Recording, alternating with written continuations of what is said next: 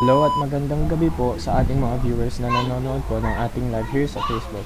I'm your host, Tingzon, here in Live Talk. And today, we're going to tackle topics connected to politics and their responsibilities as leaders of our country. But before we start, kilalanin muna natin ang mga guests natin for today's show. Please welcome Governor Joshua Lagrama ng Quezon, Hello, good morning sa inyong lahat. along with Miss Maria Araneta, a political science professor of UP Diliman. Hello, good morning. And finally, Mr. Erickson Olazo, a third-year law student in Ateneo de Manila University. Hi! Okay, so now that everyone's been properly been introduced, let's move on to the main part of the show, the question and answer portion. In this portion, I will be giving different questions connected to politics for each of our guests to answer. Clear po ba? Is there any question that you would like to ask me before we start? Ako po, meron. Yes, Mr. Olazo, ano po yan? Just to confirm po, the questions that you will be asking, each of one are only questions connected to politics lang po, di ba? There won't be any personal questions. Yes po, Mr. Olazo, certainly. I won't be asking any inappropriate questions or question na hindi po related sa politics. This portion is solely to educate and provide new information and understanding about politics to our viewers who are watching our live sa kanilang mga tirahan right now. Okay po, thank you. Any others concern po? Okay, that's enough. Alright, if so, let's start our question and answer portion. Our first question is for Mr. Erickson Olazo. Mr. Olazo, sa inyong sariling pagkakaunawa, in your own understanding, please define or explain to us the definition of politics. As a student, I have been taught numerous definitions of politics. Pero siguro if I compile them all in one, I'll define politics as the exercises related with the administration of a nation or other religion. Particularly po, the discussion of or struggle among people or gatherings having or expecting to accomplish power.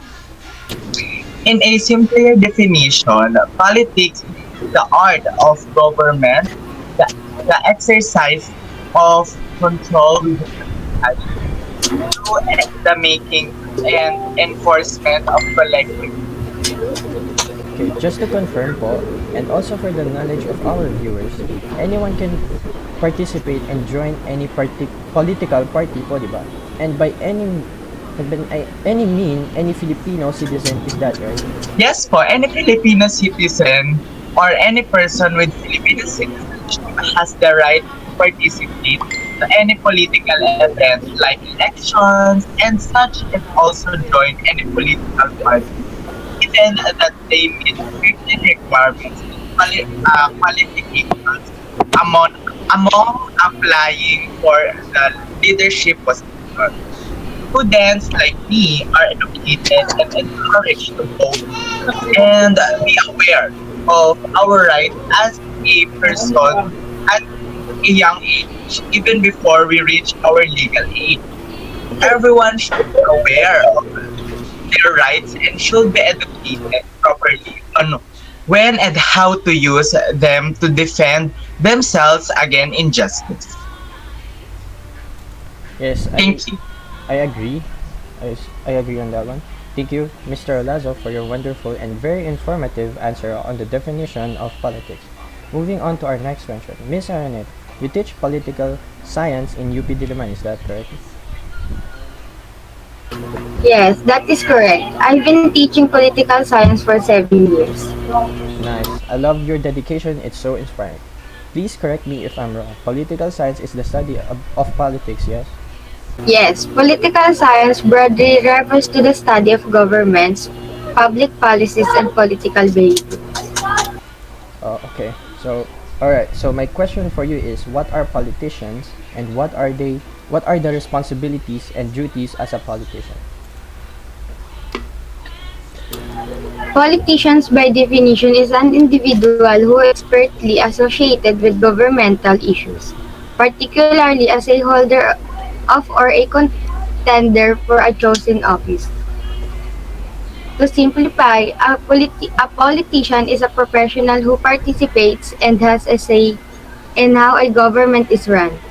Politicians can work on a local, state, or national level and either elected to the office or appointed by a leader who is in office. The primary duty of a politician is to propose, vote on, and enact law and policies that will determine how government functions. But a politician's specific job, duties, and schedule will still depend on the office they are elected to and whether they work on a local, state, or federal level. Example, local, state, and politicians may work on a part-time basis, whereas federal politicians are almost always full-time professionals. However, more, most politicians' job duties include consulting with lawmakers, constituents, and trusted advisors as well as playing a role in the creation and implementations of law. Thank you. Oh, I see. So does that mean that Governor Lagrama, his duties and his responsibilities is different from the responsibilities of, let's say, the barangay captain of a part? Yes po. Being a governor of a province comes with greater responsibility. Di ba po, Gov. Lagrama? Yes po. Okay, with that said, for our final question for today, Governor Lagrama, how can a normal individual such as myself become a politician like you? To become a politician requires lots of time, dedications, and connection with a lot of people. To become a politician, an individual must first get a bachelor degree. Although there is no higher education, requires to become a politician, most successful politicians hold a minimum of bachelor degree. Common areas of study for future politicians include political science, economic business, international relations, or another related field. Some politicians also choose to complete law or business school in addition to obtaining a bachelor degree. Second, get involved in local politics and causes. As much as possible, be more involved in your community by volunteering for a local campaign or committee, sitting on a local boards and joining a chapter of your chosen political party and such, because becoming an active members of local political affairs can increase the chance of being noticed by politicians, and will establish your passions and willingness to Tubig daw. put forth time and effort para sa kinabukasan ng ating bansa. Third, form or network with the local political leaders. Forming a relationship with the political members is in your area can help you learn a lot of para sa political career. Through connections ka rin makakakuha ng mga support for your own political aspiration, and similar to what we're doing right now, you can use your connection to gain insight as to how successful politician should act at kung paano nakukuha ang tiwala ng mga tao sa isang community. Lastly, and probably the most crucial step of becoming a successful politician is campaigning. You should focus on building support as a local politicians before attempting to run for higher level political position. Choose a local political positions that interest you and begin campaigning for it. For example, you could run for position as town council member or becoming a part of a social board.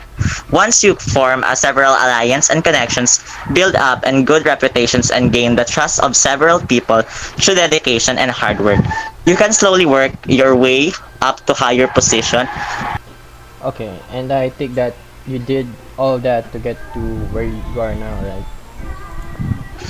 Yes, I dedicated 9 years of my life in transforming myself into a proper leader for the betterment of our community and for the prosperity of it prosperity of it as well. I have spent all my time and effort into helping people and solving economic problems. And yes, not all politicians are clean and true. Doesn't mean that all politicians are corrupt as well. Please be understanding and as much as possible trust and support the leaders of our community. Marami akong kilalang politician na tulad kong kayang pagkatiwalaan.